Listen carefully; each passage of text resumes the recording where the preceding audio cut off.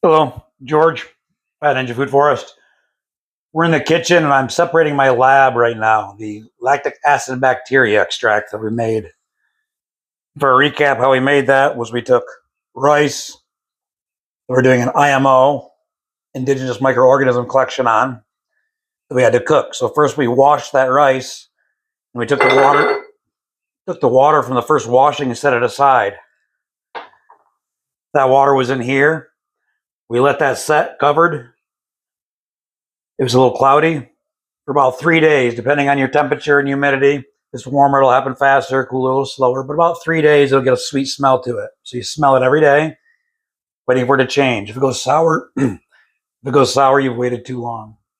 So when I got that sweet smell, I separated it, taking one part of the lactic acid bacteria that we've caught in this rice water. So one part of that, do 10 parts milk. Did that in here. I did the leftover milk and lactic acid bacteria collection in here, and the majority in here for a half gallon of milk. So we'll have a look. We'll see the curd separated from the whey. The whey being the lactic acid bacteria that we want. So we'll take a close-up look. You see the bubbles forming on top. The separation in the bottom. Picking that up. So now we're going to separate that curd. It's very soft. This might get a little messy. Do the small one first.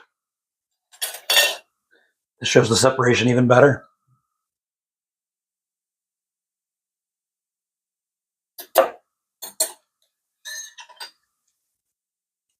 I go ahead and separate it with a knife. Using a slotted spoon, I have a cheesecloth inside of this funnel so I can collect the lab, the whey in the bottom.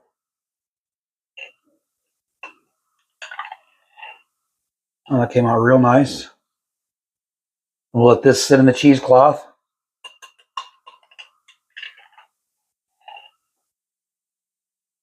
And cook this down and do nice cheese. You can use it fresh like that. We've used it on pizza, just like it is. I believe you can make yogurt out of it. I haven't done that. Last time we cooked it down and made a solid cheese out of it. It was more of a feta. I think I needed to cook it more. Turn it into more of a feta. But still was really, really good. Got a little bit left. Okay, now for the big boy.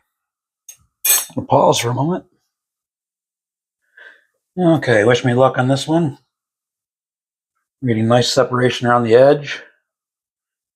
This is a lot of whey. I've never seen so much.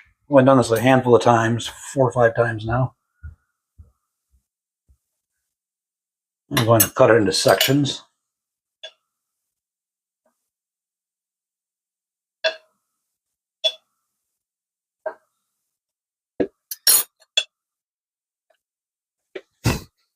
This is going to get messy. I'll just scoop away. Okay, I've got the majority of the curd out of there. There's some left. I'm using an old leftover cheesecloth I have. It's not quite large enough, so it adds to the puzzle.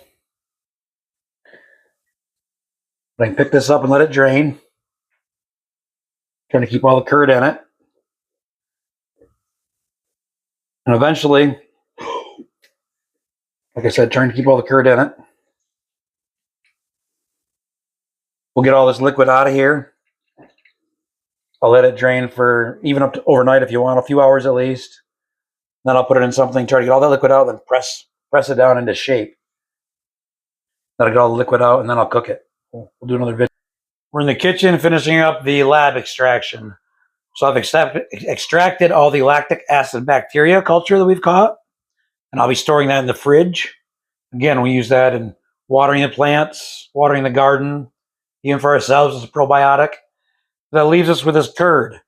So I have this in a cheesecloth. I've pressed it with this pan of water, removing all the water that I can get out of it. And it's left me with this nice brick. I'll put this in the pan. I'll put a nice amount of cheese in there, more than you would think you'd normally use. because we're not salting it to eat, we're salting it to make cheese. It helps in the preservation process. It'll be a good salty cheese. We'll heat this on low. We'll put it on a very low, medium, and heat it slow. Heat it slowly. It'll go through consistency changes. At first, it'll stay all crumbled up. It'll release some of the moisture. We may have to dump some out of there a couple times. We'll see how much it releases, how well we did pressing it. From there, as it cooks through, it'll start to become a feta. From the feta, it'll start congealing a little more, become more of a cheese, like a macaroni and cheese. It's about at that point that we'd call it good, and go ahead and press it. We'll put this in the pan. Just a really neat, good-looking cheese. Gonna be a little messy. We'll clean up when we're all done. So there's a couple cups in there.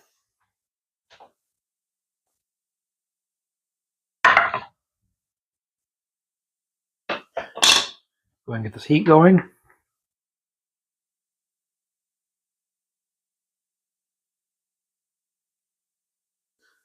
A nice teaspoon, at least a couple teaspoons.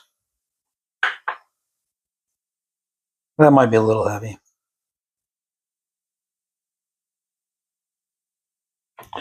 So now I'm just going to mix this together. And I'm going to be doing this about a half an hour. So I'm going to go ahead and pause the video, and I'll start it back up here in a few times to show you where we're at.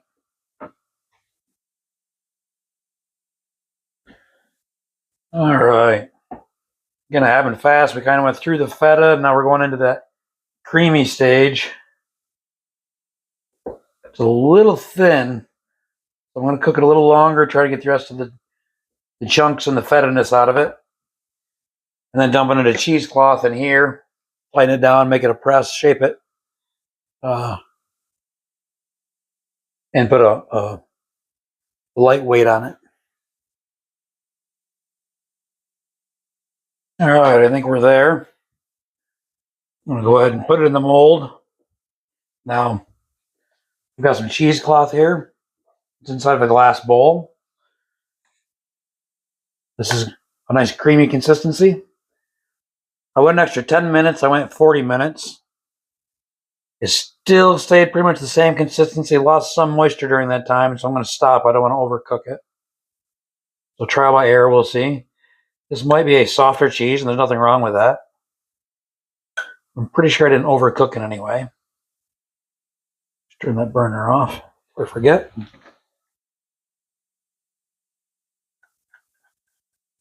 And it may harden up real nice. We'll see. These last pieces getting cooler or cooling up nicely. So we'll wrap the top on this, shape it, let it cool, and come back and see what we ended up with.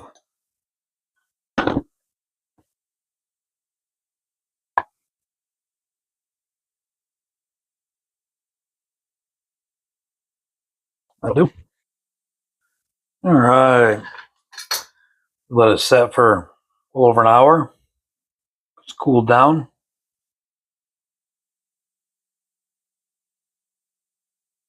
Have a look.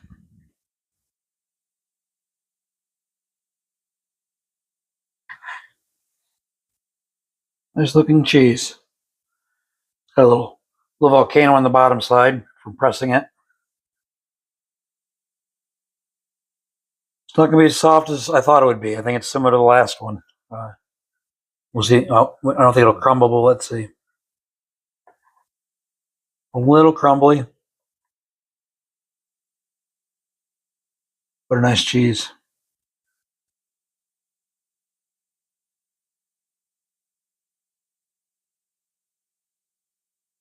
Very good. Just the right amount of salt. It's real easy. Farmhouse cheese.